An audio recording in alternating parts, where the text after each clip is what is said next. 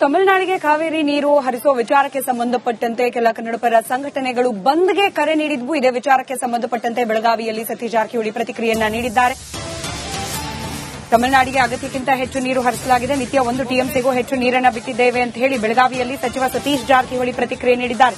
ತಮಿಳುನಾಡಿಗೆ ಹೆಚ್ಚಿನ ನೀರು ಹರಿಸಲಾಗಿದೆ, ಕರ್ನಾಟಕ ಬಂದ್ ಮಾಡೋ ಅವಶ್ಯಕತೆ ಇಲ್ಲ, ಒಳಹರಿವು ಹೆಚ್ಚಾಗಿರೋದ್ರಿಂದ ಸಹಜವಾಗಿ ನೀರು ಹೆಚ್ಚಿನ ಪ್ರಮಾಣದಲ್ಲಿ ಹರಿದು ಹೋಗ್ತಾ ಇದೆ, ಹೀಗಾಗಿ ಬಂದ್ ಮಾಡುವ ಅವಶ್ಯಕತೆ ಇಲ್ಲ ಅಂತ ಹೇಳಿ ಸತೀಶ್ ಜಾರಕಿಹೊಳಿ ಪ್ರತಿಕ್ರಿಯೆ ನೀಡಿದ್ದಾರೆ.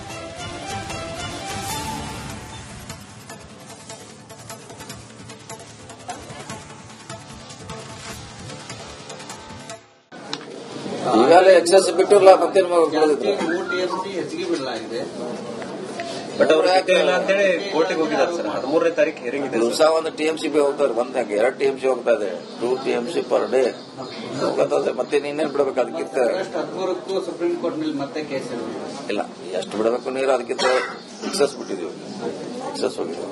ಸರಿ, ಕರ್ನಾಟಕ ಬಂದಿದೆ ಅಂತ ವಾಪಸ್ ಹೋಗಿ ಕರೆ ಕೊಡ್ತಾರೆ ಅಂದ್ರೆ ವಿಷಯ ಮುಗಿದೋಗಿ ಸರ್, ಜನರಿಗೆ ತರ ಸಮಸ್ಯೆ ಆಗುತ್ತೆ. ನಾಳೆ ಬಂದ್ ಕರೆ ಇದೆ. ಈಗೆಲ್ಲ ಮಳೆ ನ್ಯಾಚುರಲ್ ಆಗಿ ಜಾಸ್ತಿ ಆಗಿದೆ. ಅವಾಗ ನಾವು 3.5 TMCನ ಆದೇಶ ಮಾಡಿದ್ರೆ ಅಷ್ಟೇ. ಅದು ಈಗೆಲ್ಲ ಬರೀ ಅವರ್ ಲೆಕ್ಕದಲ್ಲಿ ಹೋಗ್ತಾ ಇದೆ ಈಗ. ಸೊ ಅದನ್ನ ಈಗ ಅದರ ಅವಶ್ಯಕತೆ ಇಲ್ಲ, ಈಗ ಬಂದ್ ಜನರಿಗೆ ಸಮಸ್ಯೆ ಆಗುತ್ತೆ ಸರ್. ಯಾವ್ದು ಖಂಡಿತ ಆಗುತ್ತೆ, ಮತ್ತೆ ಅದ್ರ ಅವಶ್ಯಕತೆ ಇಲ್ಲ. ನಮ್ ಡ್ಯಾಮ್ ತುಂಬಿದೆ, ಓವರ್ಫ್ಲೋ ಆಗಿ ಎಕ್ಸಸ್ ನೀರು ತಮಿಳುನಾಡಿಗೆ ಹೋಗಿದೆ. ಈಗಾಗಲೇ ಎಕ್ಸಸ್ ಬಿಟ್ಟಿರಲ್ಲ, ಮತ್ತೇನು 3 TMC ಹೆಚ್ಚಿಗೆ ಬಿಡಲಾಗಿದೆ. ಬಟ್ ಅವ್ರು ಇಲ್ಲ ಅಂತೇಳಿ ಕೋರ್ಟಿಗೆ ಹೋಗಿದ್ದಾರೆ ಸರ್.